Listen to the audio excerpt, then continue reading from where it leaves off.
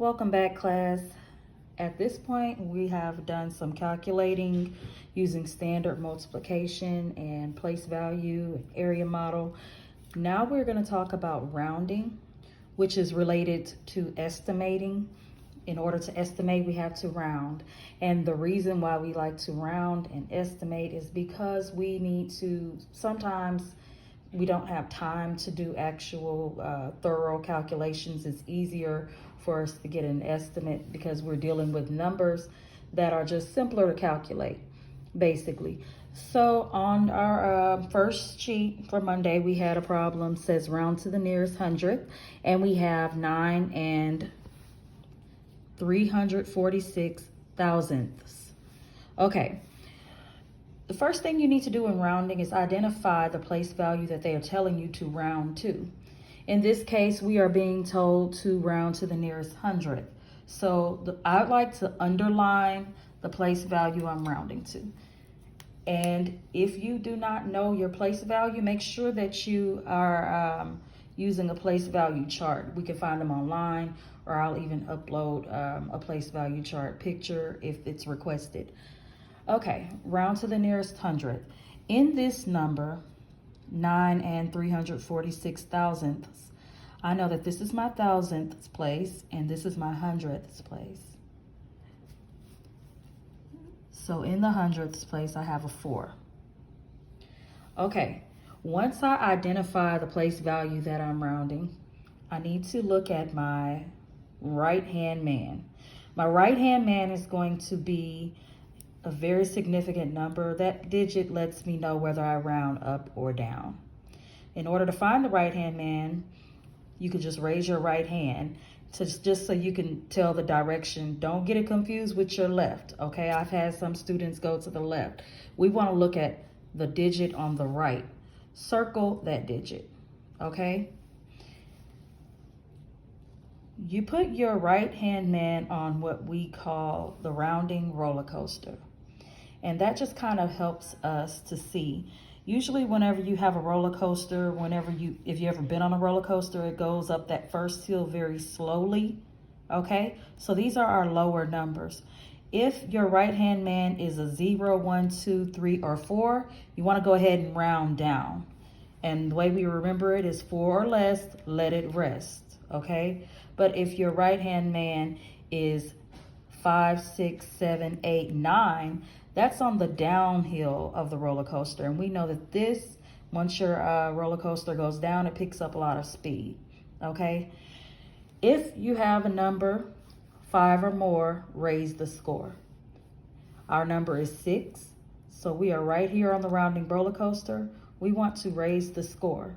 And in order to do that, we're going to add one more to the place value that we are rounding. Keep in mind, that is why it is underlined, okay? Our place value that we are rounding is the hundredths, and there's a 4 in the hundredths place. We're going to add one more to that 4 and turn it into a 5. Everything to the left stays the same. We raise it one more, and everything to the right, 0 is its name. So you can change your right-hand man into a 0. And everything beyond the right-hand man turns into a 0 also. In this case, we don't have any digits past the right-hand man, so we don't have to worry about that. Now, we all know that sometimes we have these zeros who come to the party and they don't bring anything. They're just hanging out. Those zeros at the end behind the decimal. We don't really need the 0 here. We can just say 9 and 35 hundredths. But this is equal to 9 and 350 thousandths. Either way you write it is correct. Another thing that I would like to point out, whenever you are rounding, you need to think about how close you are to that next place value that you're rounding to. So are you closer to 9 and 34 hundredths or 9 and 35 hundredths? Well, let's look at it in the form of a number line. Right here, I have 9 and 34 hundredths, okay? It is written as 9 and 340 thousandths, but remember, if we just take off that 0, it'll be 9 and 34 hundredths. And we have 9 and 35 hundredths at the end, okay? So this number line includes the values in between. If we start counting by thousandths, we have 9 and 340 thousandths, 9 and 341 thousandths, so forth and so on. And we're counting all the way till we get to 9 and 350 thousandths, or 9 and 35 hundredths.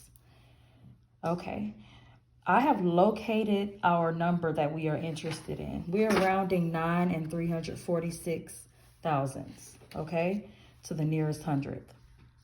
I've located that number. This number is closer to 9 and 35 hundredths than it is to 9 and 34 hundredths, okay? So when we are rounding, we want to find the closer value. That's just one way to look at it on a number line. Let me know if you have any questions, or if you would like any further examples of rounding, or if you have any trouble with your work packet. Just take a picture of it and post it to the number that I gave, and I'll be more than happy to give you instruction or another demonstration with a different number, possibly. Also, I would like to note that if you are asked, or you are being asked to round to the nearest whole number, all you're going to do is look at what's in the ones place. That is your whole number, okay? Your whole number is the ones place. Make sure whenever you do your examples for that, you're underlining your ones place. If they're asking you to round to the nearest tenth, you're going to underline the tenths place. And once again, let me know if you have any questions, comments, or concerns. Thank you.